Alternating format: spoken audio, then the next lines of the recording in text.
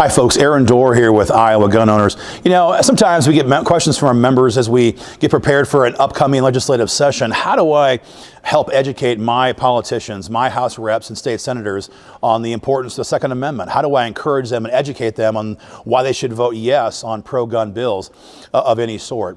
And, you know, folks, I'm here to tell you guys that for the most part, your job, my job, our job as gun owners here in Iowa is not to try to educate politicians, because it doesn't work. Here in Iowa, you know, we like to believe that it's Iowa. We believe in Iowa nice, and the idea that, hey, you come down to the Capitol, you talk to your state rep, you can still get FaceTime with them down here. It's not some great, big, massive state house. You give them a book, you give them a white paper, you give them some position paper on why this is the right thing for Iowa, and you assume that, hey, they're going to read it, they're going to be convinced by the argumentation in it, and they're going to come back in this House chamber where I'm standing right now, and they're going to vote yes on this issue.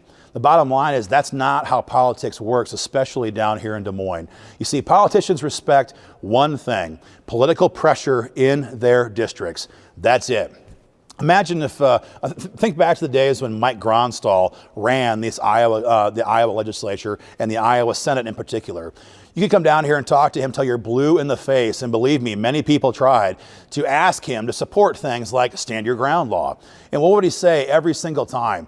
He would give you the political middle finger and tell you to get out of his way, and he's going to lock down these pro-gun bills as long as he has the political power.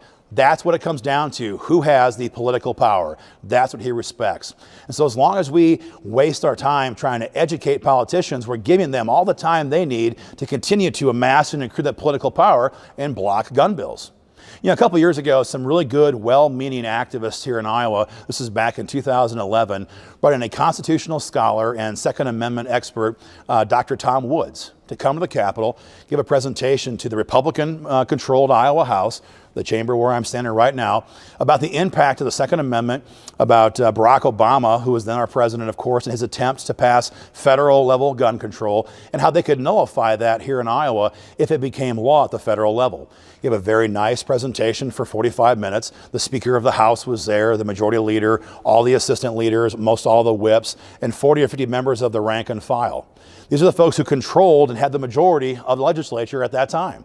They sat there, had a great presentation, and when it was done, the activists who were there, they gave educational kits to all the folks in the Capitol. All 100 members of the Iowa House, 50 across the way over in the Iowa Senate, sample legislation, white papers, books by Dr. Woods on this issue, and more to help them. And they hoped and they assumed that they would go back in here to the Capitol, sit down at their desk, read this stuff, and all of a sudden, they would rise up and become champions for the Second Amendment. And what happened?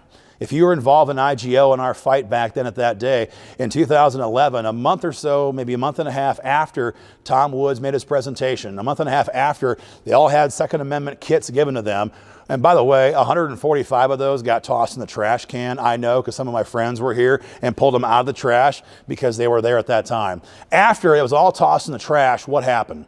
A couple of weeks later, Representative Tom Shaw brings constitutional carry to the Iowa House floor for a vote. Constitutional carry, straight up pro-gun bill, and what happened? The same legislators who sat through that presentation from Dr. Woods, who got the sample legislation, who got the books, got the white papers, were educated about the impact of the Second Amendment, voted that bill down because they did not want to support that bill at that time. It wasn't for lack of education. They knew what the bill would do. They simply did not care. They had the political power at that time, and they pushed down and blocked that bill from becoming law. So as we approach the upcoming session here in Iowa, if you want to fight for the Second Amendment, if you want to hold your legislators accountable, don't try to educate them. Don't waste your time doing that. Rather, tell them, look, dozens of incumbents have been removed from office here in Iowa over the last couple of years because they would not stand up and support our right to keep and bear arms. If you want to retain your position in Des Moines, if you want to have the cush job and be our state rep or state senator, you stand up and fight for our gun rights and we'll have your back. If you don't, you're gone. That's it. So folks, that's how you mobilize and motivate politicians. No more education. It doesn't work.